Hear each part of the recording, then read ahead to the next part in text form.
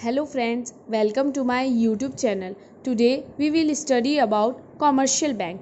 आज हम commercial bank के बारे में पढ़ेंगे। कॉमर्शियल बैंक क्या होता है, कौन कौन से फंक्शंस होते हैं कॉमर्शियल बैंक के। तो चलिए शुरू करते हैं।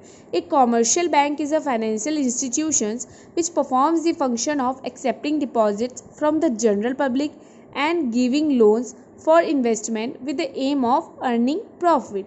इसका क्या मतलब है? इसका मतलब ये है कि जो एक कॉमर्शियल बैंक है वो एक फाइनेंशियल इंस्टीट्यूशंस होता है और वो मेनली दो फंक्शंस परफॉर्म करता है। पहला फंक्शन है accepting deposits from the general public and दूसरा फंक्शन है गिविंग लोन्स। गिविंग लोन यानी कि granting of loan, lending of funds, इसको आप कुछ भी बोल सकते हैं। पहला है accepting deposits from the general public. इसका मतलब ये है कि जो कॉमर्शियल बैंक है वो जो इंडिविजुअल्स हुए या फर्म्स हुए या कंपनी हुई, उनके जो सरप्लस अमाउंट होते हैं, सरप्लस यानी कि आइडल कैश, उनको वो कलेक्ट करता है और गिविंग लोन्स यानी कि लोन प्रोवाइड कराता है उन लोगों को जिनको लोन की ज़रूरत होती है with the aim of earning profit. और कॉमर्शियल बैंक्स का मेन एम क्या होता है? प्रॉफिट अर्न करना। इसको हम लोग बैंकिंग बिजनेस भी बोल सकते हैं।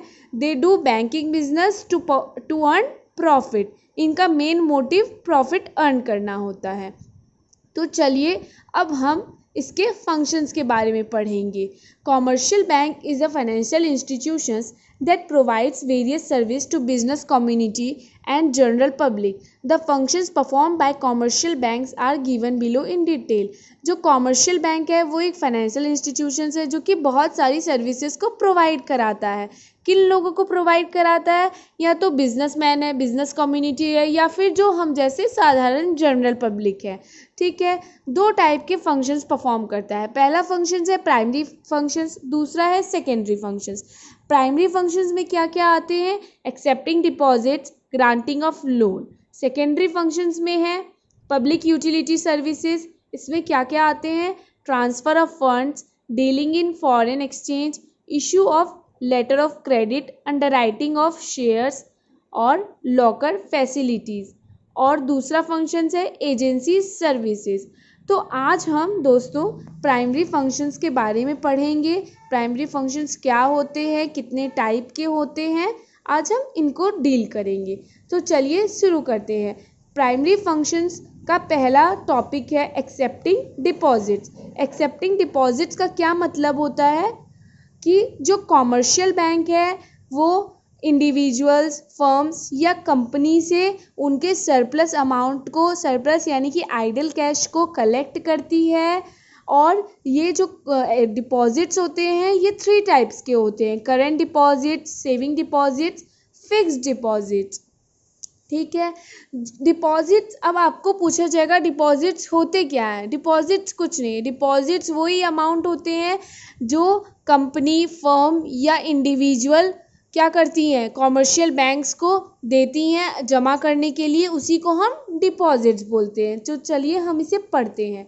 A commercial bank accept deposits in the form of current, saving, fixed deposits. It collects the surplus balance of the individual, firms and finance the temporary needs of the commercial transactions. The first task is therefore the collection of the saving of the public. The bank does this by accepting deposits from its customer. Deposits are the lifeline of the bank. मैंने पहले ही कहा था कि जो सबसे पहला functions होता है बैंक का वो यही है कि collection of saving of the public, public से उनके सेविंग्स को कलेक्ट करना। ठीक है, आज हम पढ़ेंगे कि डिपॉजिट्स तीन टाइप के होते हैं। पहला हुआ हमारा डिमांड डिपॉजिट्स, जिसको हम करंट डिपॉजिट्स भी बोल सकते हैं। दूसरा होता है फिक्स्ड डिपॉजिट्स और तीसरा होता है सेविंग डिपॉजिट्स। तो चलिए आज हम करंट डिपॉजिट्स को पढ़ेंगे। शुरू करते हैं। Such deposits are payable on demand and are therefore called demand deposits. These can be withdrawn by the depositors any number of times depending upon the balance in the account. The bank does not pay any interest on these deposits but provide check facilities. These accounts are generally maintained by businessmen and industrialists who receive and make business payments of large amount through check। इसका क्या मतलब है? इसका मतलब ये है कि current deposits यानी कि जो डिमांड डिपॉजिट्स होते हैं उनको बैंक क्या करता है, जब कस्टमर के डिमांड पर पे करता है, इसीलिए इसका नाम है डिमांड डिपॉजिट्स। इसमें क्या क्या फैसिलिटीज़ अकाउंट होल्डर को प्रोवाइड कराई जाती है। इसमें पहला होता है कि जो हमारे डिपॉजिटर्स हैं यानी कि जो अकाउंट होल्डर है, करेंट अकाउंट होल्डर, उनको क्या है फैसिलिटी? पहली फैसिलिटी ये है कि वो जब चाहे अपने अकाउंट से विड्रॉ कर सकते हैं, एनी नंबर ऑफ ट्रांजेक्शन्स कर सकते हैं विद नो लिमिट, कोई लिमिट नहीं है और वो जितना चाहे उतनी बार ट्रांजेक्शन्स कर सकते हैं। और ये account mainly businessman and industrialist ही खुलवाते हैं क्योंकि उनको लार्ज नंबर ऑफ पेमेंट करना पड़ता है। इस अकाउंट पे बैंक एक भी इंटरेस्ट पे नहीं करती है और इस अकाउंट में आप कितनी बार भी ट्रांजेक्शन्स कर सकते हैं विदाउट एनी लिमिट। ठीक है दोस्तों, अब हमारे पास है दूसरा डिपॉजिट, उसका नाम है फिक्स्ड डिपॉजिट्स। फिक्स्ड डिपॉजिट्स यानी कि टाइम डिपॉजिट्स। इसमें एक फिक्स्ड मैच्योरिटी पीरियड होता है, उससे पहले आप पैसे नहीं निकाल सकते। इस अकाउंट की एक ख़ास बात यह है कि इस अकाउंट में जो बैंक होती है वो आपको highest rate of interest provide करती है। तो चलिए पढ़ते हैं। Fixed deposits have a fixed period of maturity and are referred to as time deposits. These are deposits for a fixed term period of time ranging from a few days to few years. ये ऐसे deposits होते हैं जो कुछ दिन से लेकर कुछ साल तक के लिए करवाए जाते हैं। They are neither payable on demand nor they enjoy cheque facilities. ये जब हम डिमांड करेंगे तब हमें पेबल नहीं हो जाएगा। इसका एक फिक्स्ड पीरियड होता है और मैच्योरिटी पीरियड ख़त्म होने के बाद ही हम इसको विड्रॉ करवा सकते हैं। They can be withdraw only after the maturity of the specified fixed period. They carry higher rate of interest. They are not treated as a part of money supply. Recurring deposits, in which a regular deposit of an agreed sum is made, is also a variant of fixed deposits.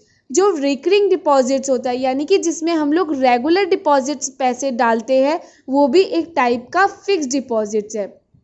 तो हमने अभी देखा कि fixed deposits एक ऐसा deposit है जिसमें कि एक मैच्योरिटी पीरियड होती है, उस पीरियड के पहले हम पैसे नहीं निकाल सकते और इसमें बैंक हमें highest rate of interest provide कराती है। और जो रिकरिंग डिपॉजिट्स होते हैं वो भी एक टाइप ऑफ फिक्स्ड डिपॉजिट्स होते हैं। तो चलिए अब हम तीसरे डिपॉजिट्स के बारे में पढ़ते हैं। इसका नाम है सेविंग डिपॉजिट्स। सेविंग डिपॉजिट्स ऐसे होते हैं जिसमें कि कुछ फीचर्स हमें करंट डिपॉजिट्स के भी होते हैं और कुछ फिक्स्ड डिपॉजिट्स के भी होते हैं। ये मेनली जो इंडिविजुअल हाउस होल्ड होते हैं उनके लिए होते हैं सेविंग अकाउंट डिपॉजिट्स। तो पढ़ते हैं हम। These are deposits whose main objective is to save. Saving account is most suitable for individual household. मैंने पहले कहा था कि जो सेविंग अकाउंट होता है वो इंडिविजुअल हाउस होल्ड के लिए मेनली सुटेबल होता है और इस अकाउंट का मेन ऑब्जेक्टिव क्या होता है? पैसे सेव करना। They combine the feature of both current and fixed deposits. इसमें फिक्स्ड अकाउंट के भी कुछ फीचर्स होते हैं और कुछ करेंट अकाउंट के फीचर्स होते हैं। They are payable on demand and also withdrawable by cheque. और सेविंग अकाउंट में क्या होता है कि जब भी हम डिमांड करेंगे हम पैसे विड्रॉ कर सकते हैं, लेकिन इसमें एक लिमिट होती है। हम 3 या 4 या जो भी आपके पास जितना आपको बैंक अलाउ करे उससे ज़्यादा आप एक महीने में ट्रांजेक्शन्स नहीं कर सकते हैं, या बाय चेक हो या किसी भी तरीके से हो, बैंक आपको एक लिमिट देती है। लेकिन इसमें क्या है, आपको इंटरेस्ट मिलता है, लेकिन फिक्स्ड डिपॉजिट्स में जो इंटरेस्ट मिलता है उससे कम इंटरेस्ट आपको मिलेगा यहाँ पर। But bank gives this facility with some restrictions. Example, a bank may allow 4 or 5 checks in a month. Interest paid on saving deposits is lesser than that of fixed deposit. मैंने कहा था कि जो fixed deposit से हमें यहाँ पर कम पैसे मिलेंगे, कम इंटरेस्ट मिलेगा सेविंग अकाउंट में। तो चलिए हम एक बार फिर से रिकैप कर ले कि क्या क्या हमने पढ़ा। हमने पढ़ा कि जो कॉमर्शियल बैंक है वो एक फाइनेंशियल इंस्टीट्यूशंस है जो मेनली दो फंक्शंस को परफॉर्म करता है, accepting deposits and giving of loans. Accepting deposits में क्या पढ़ा कि डिपॉजिट्स क्या होते हैं। डिपॉजिट्स वो अमाउंट होती है जो इंडिविजुअल, फर्म या कंपनी बैंक के पास जमा करती है। कौन से अमाउंट जमा करती है? जो उनके पास आइडल कैश होते हैं, जो सरप्लस अमाउंट होते हैं, उनको जमा करती है, उसी को हम डिपॉजिट बोलते हैं। डिपॉजिट 3 टाइप्स के होते हैं, fixed deposits, demand deposits, saving deposits, है ना। और अब हम दूसरे फंक्शंस के बारे में पढ़ेंगे। कॉमर्शियल बैंक का दूसरा मेन फंक्शन है giving of loans. Giving of loan यानी कि लैंडिंग ऑफ फंड्स, फंड्स को देना, फंड्स प्रोवाइड कराना। तो चलिए शुरू करते हैं। The second major activity of commercial bank is to provide loan and advances out of the money received through deposits. इसका क्या मतलब हुआ? जो कॉमर्शियल बैंक है वो क्या करती है? लोन एंड एडवांसेस को प्रोवाइड कराती है। और कौन से पैसे को प्रोवाइड कराती है? जो वो डिपॉजिट्स के रूप में लेती है। जो डिपॉजिट्स लेती है उसी पैसे को वो लोन के रूप में प्रोवाइड कराती है। These advances can be made in the form of overdraft, cash credit, discounting, trade bill, term loan, consumer credits and other miscellaneous advances. These advances यानी कि जो भी हम बैंक से एडवांस लेते हैं वो कौन कौन से तरीके से ले सकते हैं हम? ओवरड्राफ्ट हो गया, cash credit, discounting trade bill या बहुत तरीके के लोन होते हैं, उसके फॉर्म में हम बैंक से पैसे ले सकते हैं।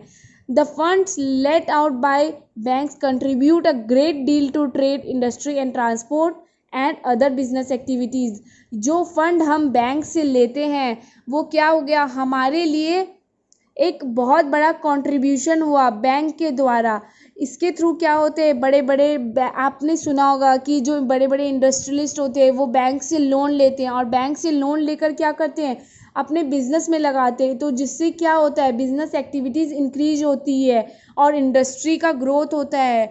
तो एक तरीके से जो बैंक है, कॉमर्शियल बैंक है, वो एक अच्छा कंट्रीब्यूशन करता है हमारे सोसाइटी के लिए, हमारे इकनॉमी के लिए। तो चलिए फ्रेंड्स, आज के लिए इतना ही। अगले नेक्स्ट क्लास में हम आगे पढ़ेंगे। Thank you.